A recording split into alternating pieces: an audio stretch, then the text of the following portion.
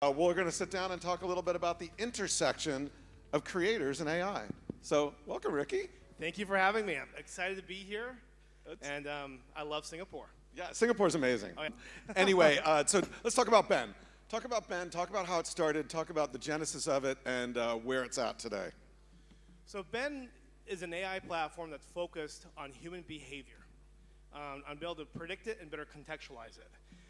It started out as a creator economy or an influencer marketing company, as well as a product placement business. So what we've done, we're actually 100% owned by Bill Gates, and what we've done is we've the Bill Gates. Yes, the Bill Gates. And what we've done is we've acquired a variety of different businesses that were all category leaders, but also had a huge differentiator when it came to video intelligence and human behavior data.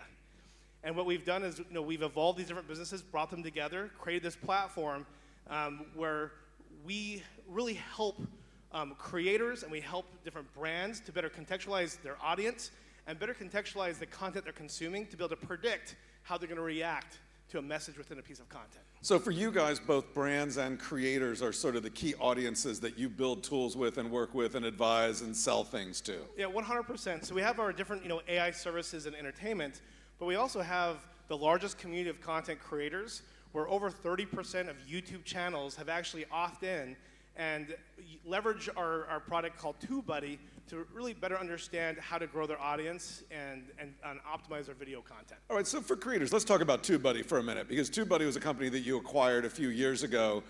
Tell us all a little bit about TubeBuddy and how it works. How many people out there, YouTube creators, use TubeBuddy or know TubeBuddy? We have some TubeBuddy fans out there, I see it, but for people who aren't, talk a little bit about TubeBuddy. So what we want to do is help creators and artists to take out the guesswork so they can really focus less on the tedious things and be much more focused on their vision and what they want to accomplish and what types of results they want to create. And so we help them better optimize their video content, to better contextualize who their audience is, but also we have A/B testing tools where we can help them with AI technology to better understand how to get a higher click-through rate or a view-through rate, as well as helping them with titles. So we have about 65 different applications. And after we acquired TubeBuddy, the primary focus has been to make it more cross-platform, but to also make it so all these amazing tools that have been used by millions of content creators, and as well as tens of thousands of brands, to be able to be much more AI-powered, to be even more successful and have even better results. Let's talk on the TubeBuddy side, because as we talked about the other night, I was an early user of the precursor to TubeBuddy in the very early days of YouTube that did something called a follow for follow, subscribe for subscribe, and it evolved into this great tool. I'm a creator. I load up TubeBuddy. What does it allow me to do? Let's say I need to make a video. I don't know what to make. I don't know how to package it. I don't know how to get it out there and build my audience and make it bigger. Give me specifics. What's TubeBuddy going to do for me? Yeah. So what's interesting, as we've started building up the infrastructure and investing more so it could scale even further, we went from 4 million users to over 15 million users in the last couple of years. And these are all content creators and brands that really wanted to have help with scale. And so there's a lot of fear out there that AI is going to replace the creator or is going to replace artists. And what we're doing is we're investing tens of millions of dollars to make sure that AI is actually going to empower these creators to be even more successful, more consistently, and be able to even scale the amount of content that they're doing. And so our whole goal is to save time and help these creators be motivated to be able to create more content faster in a way that is going to continually be successful and consistent. All right, so I'll give you an example. We just did this great video called Ricky and Jim's Excellent Adventure. How are we going to package that up and do a thumbnail? How can we think about who the audience is, and how do we make sure that that's the biggest video on YouTube tomorrow? Yes, so we actually have a new beta that has come out where we can actually better contextualize your audience, your own data, and we have a GPT agent or an AI agent that we've called Buddy. Buddy. Yes. Hey, buddy, you're my buddy. and basically, what we do is, yes, we have different tools and different tactics, whether it's thumbnail analyzer or figuring out which title is going to be the most successful. But we also make it so you can better contextualize who's your audience, what are they interested in, what other things are they watching, what are they buying. We can actually analyze what they're reading on Reddit as well as what are they buying on Amazon.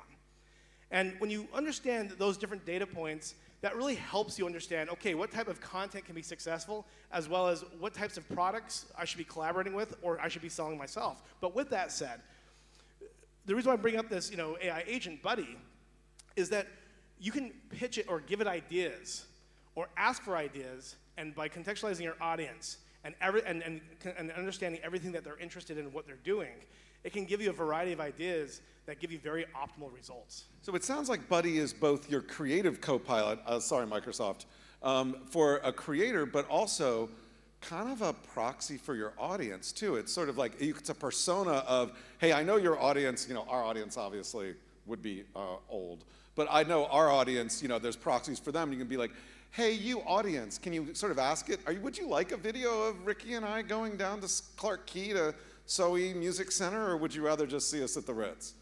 The difference between what we're doing, like for example, Copilot, is that this is an AI agent that understands the creator landscape and understands your own content better than you do. So let's do an example here.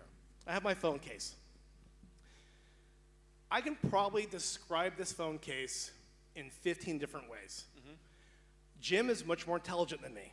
He can probably do it in 20 different ways. Well, our AI can contextualize this and describe it in 50 million different ways. It does the same thing when it comes to audience engagement, and it does the same thing when it comes to actual video. And so this is, an agent that is a generalist and trains on specifically you and what you need, looking at not just, what your audience is consuming, but what are they buying?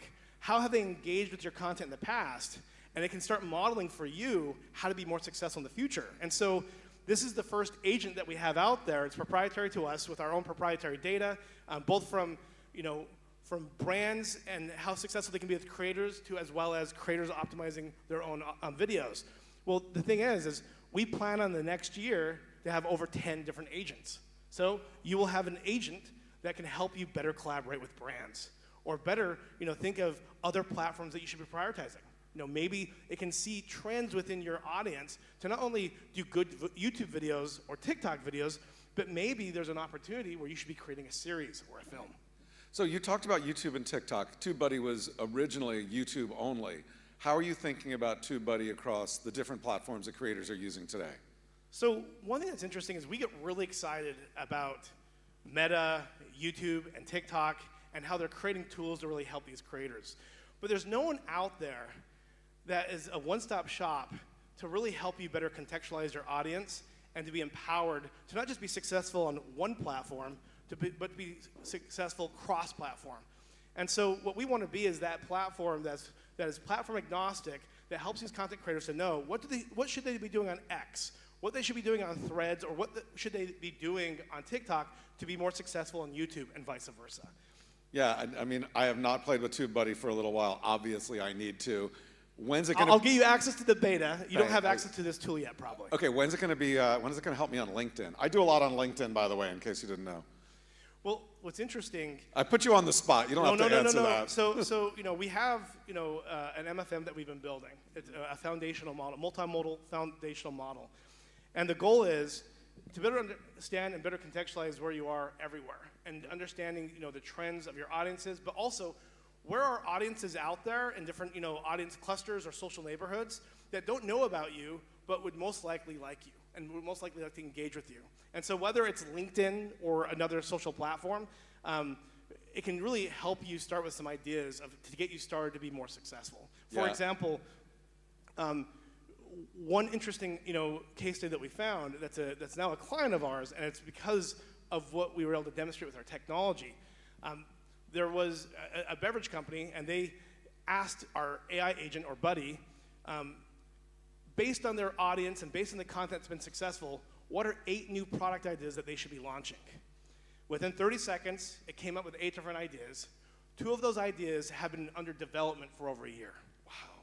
And so it's able to do things when it can look at all the data much more and scale it much more than we can do individually. It can come up with ideas that can really save you time, to really, figure out from a data perspective what are the good ideas that are going to have the best results. And it does that with video ideas, it does that with series ideas, but it can also do that with product development. So let's talk a little bit more about brands, because that's sort of the second head of the two-headed Hydra monster that you build products for with AI.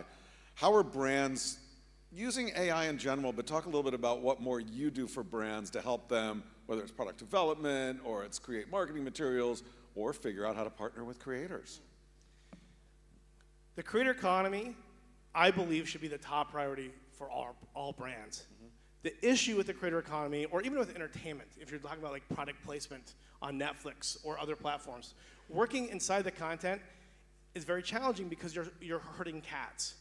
In order for brands to really be successful in the creator economy and to be able to collaborate with creators in a way that can drive a good ROAS or a good ROI, because many brands that what we work with, we model creator content to be able to predict sales, whether it's on Amazon or in Walmart.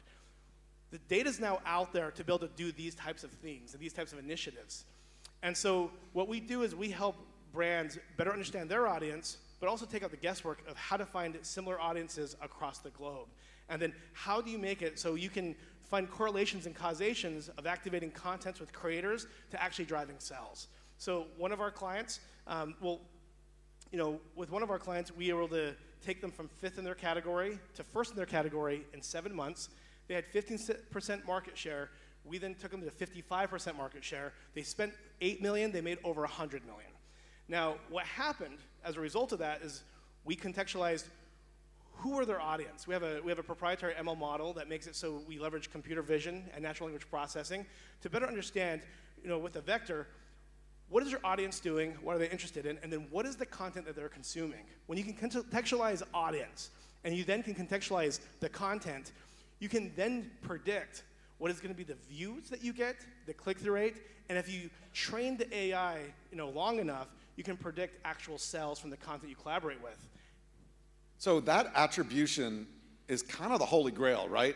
So you can say, if I do this, this, this, and this, I will sell 100 products or 1 million products using this creator. You can predict that.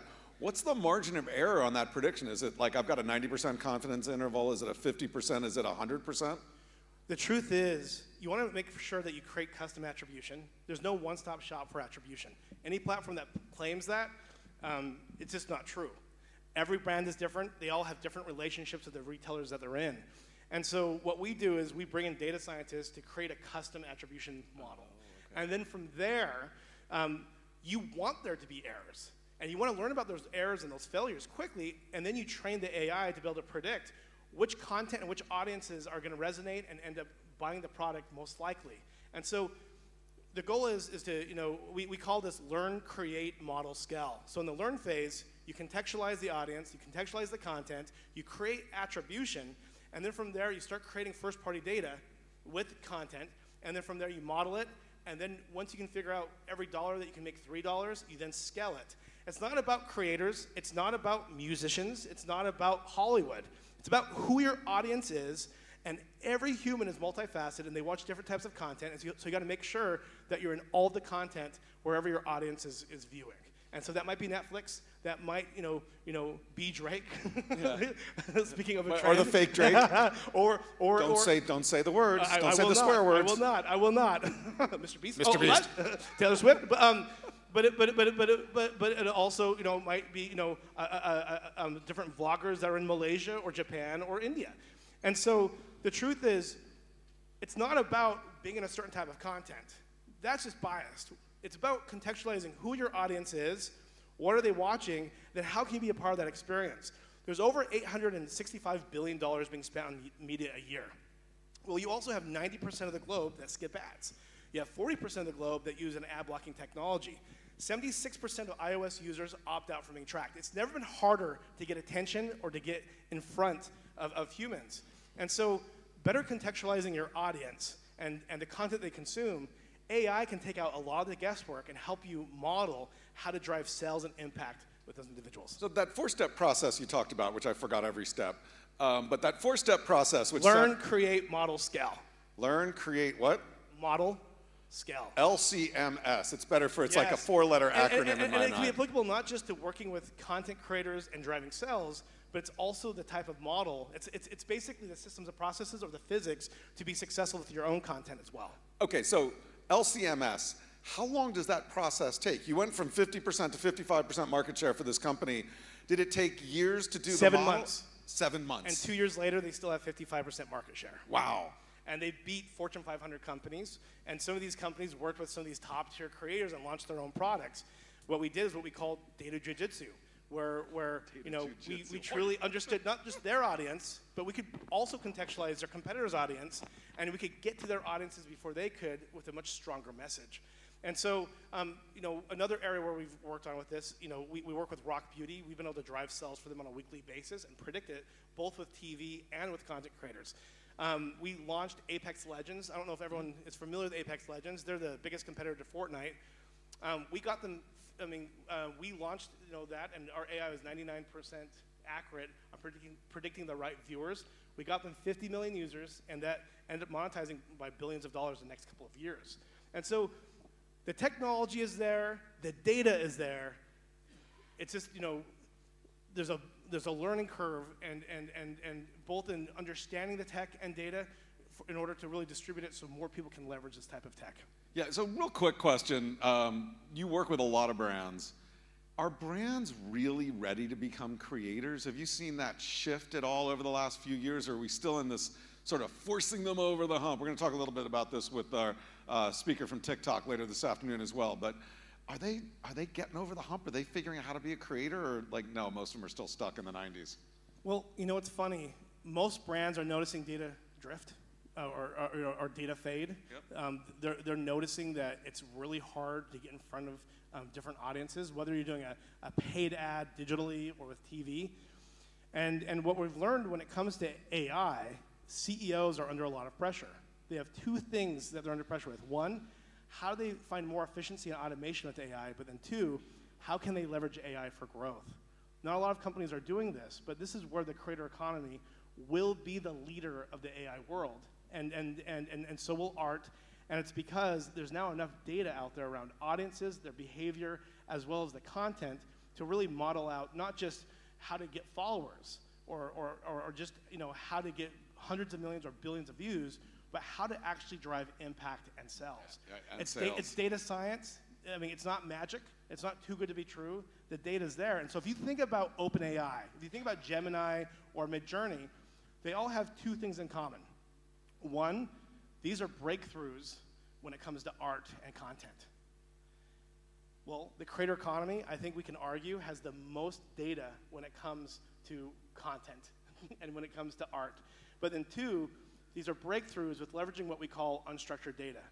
Unstructured data is not the data you fit into a spreadsheet. It's the audio, it's the video, it's the images, it's the large groups of texts. And it's the data that can make it so AI can do supernatural things that we just cannot do on our own. And so as we see these different breakthroughs, what's been lacking with this Gen AI is that they're generating lots of content at scale. Most of it's garbage. I'm so sorry. It's going to offend a lot of people. It's crap. And you're generating a lot of junk. It's about understanding the physics.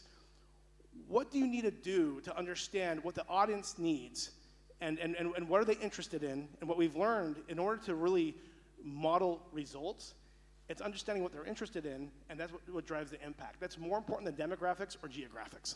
Yeah, it's interesting listening to you talk about this, and I think about the media companies I've worked at where there was always like the little data group in the corner that would do the analysis and produce the reports, and whether it was a magazine or video or TV or whatever.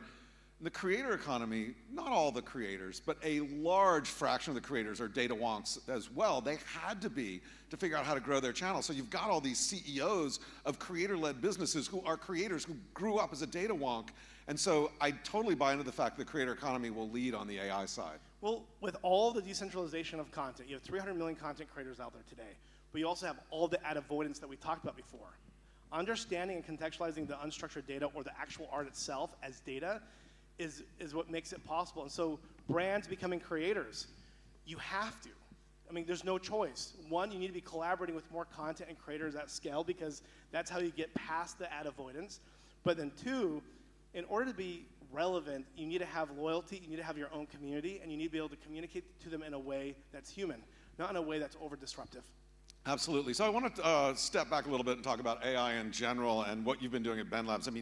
you guys have been, I mean, a lot of people are jumping on the AI bandwagon, right? The last year, it's like, oh, I'm an AI company now. Oh, yeah, I was a real estate broker yesterday. But you guys have been building AI for the last 10 years or so and spending a lot of money doing it. What led you to start thinking about building AI? And then, as we saw OpenAI and other models come out over the last year, year and a half, did you have to throw it all away and start over, or was what you were building still relevant? It has been the most, beautiful thing, or the biggest blessing we could have ever had. Because 10 years ago, we didn't do AI because it was cool. We did it because we're looking at the data. And it was very hard for us to contextualize 10 million videos being uploaded every hour. And when there's hundreds of millions of content creators, it was very hard to be able to organize that, monitor it, and prioritize it. And so for us, we started not only just building our own models, but we built our own machine learning operations platform and our own data platform because content was moving so fast and the creator economy is exploding so quickly. We did not want to drown in that ocean.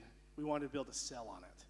And that's why we invested as much as we did in AI. And when OpenAI came out, and with all these different breakthroughs, it made it so we could actually lead with the AI message front and center, because we used to scare CMOs and CEOs when we talk about AI. They're like, "Oh, it's scary. don't take over our organization. Don't hack us." And so now people now get it. It's software for math. That's all we're doing. We're turning the lights on, and we're seeing the entire picture. When we talked about the data in the spreadsheet, the metadata, that's only 10 to 20% of the data out there. Well, the unstructured data, or the content, is 80 to 90% of the data that's out there. Well, almost 100% of brands and creators are only looking at the metadata. Most of them are blind. And that's why we have a lot of inconsistencies when it comes to media, when it comes to marketing, when it comes to entertainment. And so, we don't get to the point where we can just, train the AI to make predictions of impact. But, it's the same type of process when we look at Hollywood, when we look at music. Just like we were able to, make a prediction on how successful content's going to be for a creator or for a brand, we've been also able to, predict 8 of the top 10 new TV pilots before coming out in the last 5 years. 1 year, we did 10 of the top 10. Wow. We don't hear that from the big studios. We don't hear that from a lot of the different platforms. But the reason why we do that is because we've really leaned in and have made bets on creators and artists. And we believe in order for brands or creators to be successful, we got to better, learn how to leverage audiences that are actually interested in the content they're watching. Look, a Super Bowl ad is great, but how many times can you watch it? Right. Okay. 0 to 1. Once. I'll give myself with a good ad 5 times, but if I keep seeing it, I get kind of frustrated. My daughter, that is in this new world of media, she has panic attacks if she sees something on YouTube, if she's using someone else's account and sees an ad. And so the truth is, this content is the data, but it is also what better contextualizes what humans want and do. And so, we're seeing this, renaissance of AI. I mean, everyone's talking about it. It's very relevant. There's no coincidence that it's happening at the same time as the creator economy. If it's actually hand in hand, and the creator economy and entertainment is what's fueling the AI to be successful. And so I think, at the time, I'm actually at the point now where I'm very excited to be alive. I believe a century from now, people are going to look back and think, whoa, I don't think they're going to call it the creator economy. I think they're going to call it the era of the artist. Yep. Because this is the first time on this planet where there's millions of artists that are not being marginalized or abused or controlled, where they can self-express and they can actually monetize at the same time. And I think, we're seeing this enlightenment period because, one, we know that art is what preserves history. We know that it preserves culture. But as we talked about, it's the most important form of data that we can learn from and predict the future with. And maybe we're going to have a better world as a result of us better understanding each other and hopefully be more inclusive. All right, 2 real quick questions. First of all, what do you think about the future of short form versus long form? Real quickly. I think there's going to be a future of both short form and long form. So they're going to coexist, and creators will work across all of them. Yeah, just like we're seeing, verticalized videos. It's obviously easier to consume. It's easier to engage with and collaborate with. But we're also seeing more and more trends around live streaming, and live streams can go for hours at a time. Yep. And so think about the 7 hours that Angela that they did at MediaCore of their awards. 7 hours. I mean, we're multifaceted. We like different content for different occasions. And so being able to contextualize that content and those occasions, it's very important. All right, last question. What's an under-the-radar creator that you know that we all should know and watch? I would say a creator that I think people should watch is Mr. Beast. All right, he put that money in the swear jar. No, to be honest, I would look at a creator that's been around for a while, but they're doing very interesting things, specifically with navigating this new world of media and entertainment we have. And you know these people, Sam and Nico from Corridor Digital. Right, the Corridor Digital guys are doing some cool stuff. Not a lot of people know this, but Corridor Digital, they do a lot of live action, and they create narratives around video games, and they create video content around that. They also have a VFX reaction show. Well, what's interesting about Corridor Digital is that they're very progressive with the technology that they use, and they're very informed with their data. And they wanted to launch a couple years ago a series called Son of a Dungeon. Netflix wasn't interested, TV wasn't interested. They knew the YouTube algorithm wasn't good for the series. You know what they did? They launched CreatorWeek.com, and they started charging people $4 a month to be able to help fund and view their series, Son of a Dungeon. 0.5% of their audience ended up subscribing, and that ended up more than doubling their revenue. So keep an eye on Corridor Digital, watch what they're doing in the technology. But one thing that's interesting about this is what they've learned is one person that spends $4 a month is the equivalent of one person watching 2,000 videos on YouTube. And so what's going to be happening is you're going to be seeing a lot of these different creators. I own a company called The Chosen, a series, and we have our own distribution, our own platform. What's going to happen is creators are not just going to be launching chocolate companies or drink beverages.